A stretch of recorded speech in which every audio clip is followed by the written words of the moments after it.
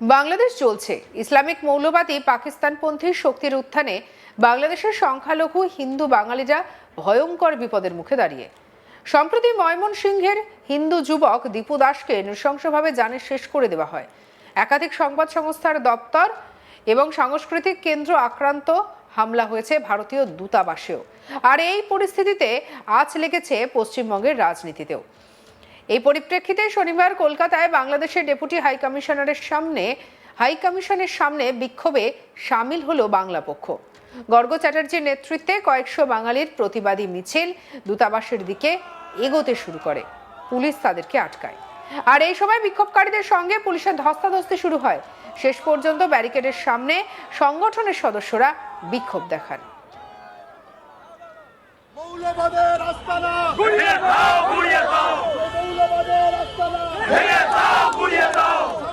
জয় বাংলা, জয় বাংলা, জয় বাংলা, জয় বাংলা, জয় বাংলা, জয় বাংলা, জয় বাংলা। বাংলা পক্ষের সাধারণ সম্পাদক গর্গ চ্যাটার্জি বলেন যে সারা বিশ্বের সংখ্যালঘু মানুষের ওপরে আঘাতের কালো মেঘ ঘনিয়ে আসছে। বাংলাদেশে হিন্দু যুবক দীপু দাসকে যেভাবে নৃশংসভাবে শেষ করা হয়েছে তা প্রমাণ করে যে বাংলাদেশ আজ এক বর্বর হিংস্র রাষ্ট্রে পরিণত হয়েছে। ভারত সরকারকে অবিলম্বে বাংলাদেশের সঙ্গে সকল বাণিজ্যিক এবং কূটনৈতিক যোগাযোগ ছিন্ন করতে হবে। তিনি মনে করিয়ে দেন বাংলা পক্ষ ছাড়া কোনো দল সংগঠন আজ পথে নেই। কি বলেছেন তিনি, শুনবো। আমরা এই কথাগুলো বলার একটা নৈতিক চূড়ার ওপর দাঁড়িয়ে রয়েছি। আমরা একটা নৈতিক চূড়ার ওপর দাঁড়িয়ে রয়েছি, কারণ গতকাল থেকে অনেকের আফরাজুলের কথা মনে পড়ছে। অনেকের আফরাজুল খান, মালদার আফরাজুল খানের কথা অনেকের মনে পড়ছে। দেখলাম ছবি দিচ্ছে। কি ছবি দিচ্ছে? যে আফরাজুল খানকে রাজস্থানে এরকম ভাবেই অন ক্যামেরা ছিল আমাদের একজন বাঙালি ভাইকে, এই পশ্চিমবঙ্গের বাঙালি ভাইকে।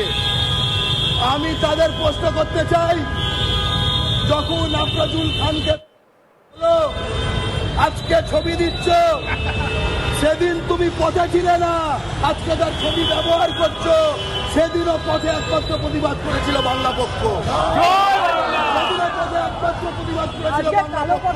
আজকেও একমাত্র প্রতিবাদ করছে বাংলা পক্ষ। আপনারা কি কালো পতাকা নিয়ে যাবেন আজকে বাংলা হাই কমিশনের দপ্তরে?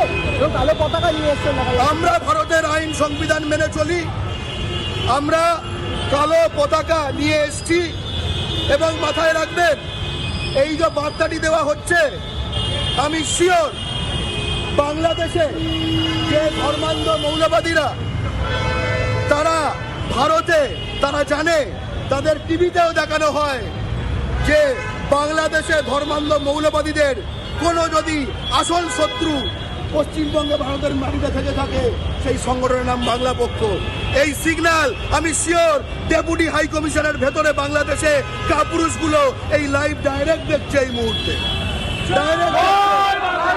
এবং একটা কথা সকলে মাথায় রাখবেন, আজকে সেখানে ছায়ানট পোড়ানো হয়েছে। রবীন্দ্রনাথের ছবি, নজরুলের ছবি, লালনের ছবি পোড়ানো হয়েছে। এর বদলা হবে, এর বদলা হবে।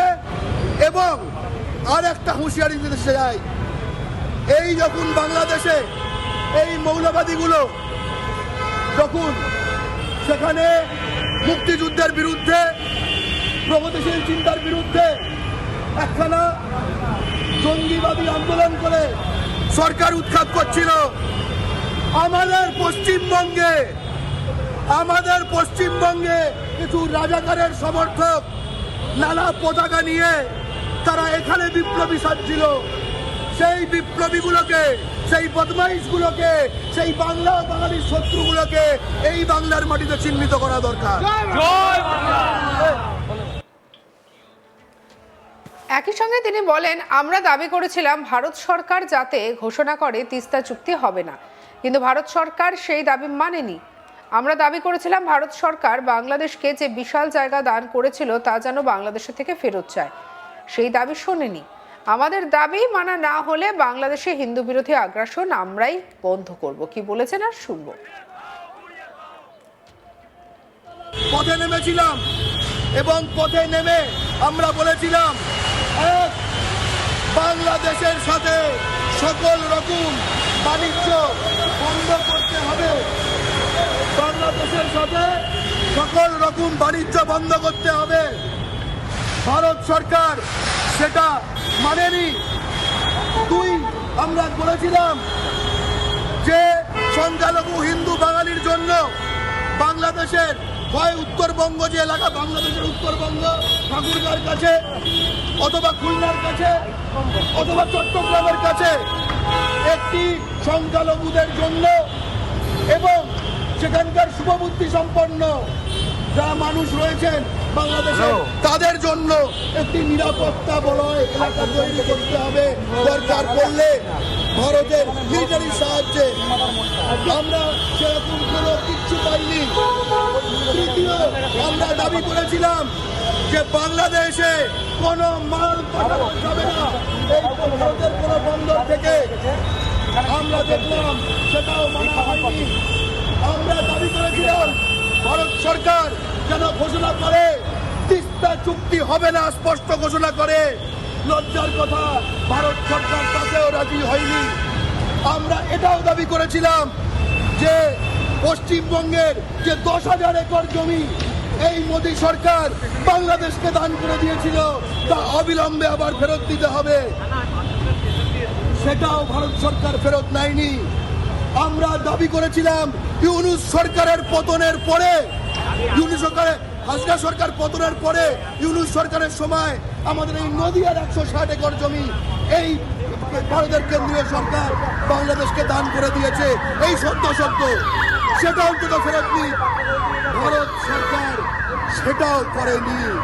আমরা আর কোথায় যাব আমরা জানি না। আমরা কি রাষ্ট্রসংঘের কাছে যাব? আমরা দেখলাম ভারত সরকার আমাদের মানুষই মনে করে না। ভারত সরকার হিন্দু বাঙালিকে মানুষ মনে করে না। তাই আজকে আমরা বাংলাদেশের ডেপুটি হাই কমিশনের সামনে প্রত্যক্ষভাবে আসতে বাধ্য হয়েছি এবং এই প্রত্যক্ষভাবে আসার মাধ্যমে আমরা সিগন্যাল দিতে চাই কেন্দ্রীয় সরকারকে যে আপনারা যদি আমাদের সাংবিধানিক এই অধিকার, এই দায়িত্ব রক্ষা না করেন, সংবিধানের এই দায়িত্ব আমরা নিজেরাই নিয়ে বাংলাদেশের সঙ্গে আমরা নিজেরা বোঝাপড়া করে। শীর্ষ পরিষদ সদস্য তথা সাংগঠনিক সম্পাদক কৌশিক মাইতি বলেন, হিন্দু বাঙালি নির্যাতনকে হাতিয়ার করে যারা এই বাংলায় রাজনীতি করে আজ দীপু দাসকে জানে শেষ করার ঘটনা ঘটায় তারা চুপ। বাংলা পক্ষ বারবার দাবি করা সত্ত্বেও বাংলাদেশের সঙ্গে বাণিজ্য বন্ধ হচ্ছে না। বাংলা পক্ষ এই দ্বিচারিতার মুখোশ খুলে দিয়েছে। তিনি বাংলাদেশ দূতাবাসের উদ্দেশ্যে হুঁশিয়ারি দিয়ে বলেন, আজ আমরা শান্তিপূর্ণ বিক্ষোভ দেখালাম, কিন্তু হিন্দু বাঙালির উপর নির্যাতন বন্ধ না হলে আগামী দিনে এই বিক্ষোভ বিরাট আকার ধারণ করবে। সঙ্গে রাখুন আজ তাক বাংলাকে। আপনার মতামত জানান কমেন্ট সেকশনে, সাবস্ক্রাইব করতে ভুলবেন না।